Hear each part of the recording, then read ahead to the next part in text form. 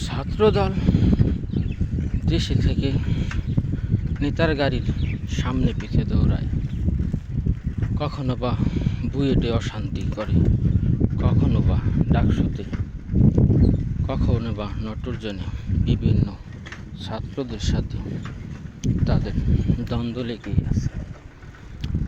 আর Bangladesh Islamic ছাত্র শিবির এবং ডাকসু প্রতিনিধিরা এখন চীনে অবস্থান করতেছে।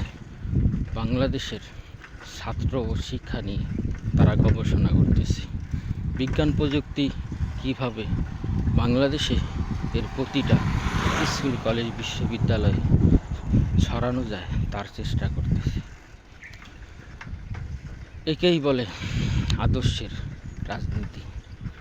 রাজনীতি থাকবে, আদর্শ যদি না থাকে সেই রাজনীতির কোনো মূল্যই নেই। আজকে আমার এই ছোট্ট ছোট্ট কথাগুলোর পিছনে যে কথা, সৎ হও, অসত্যকে পরিহার করো, সত্যের পথে চলো, যোগ্য নেতৃত্বের হাত ধরো, আর নয় গোলামি, আজাদির রাস্তা ধরেই চলো।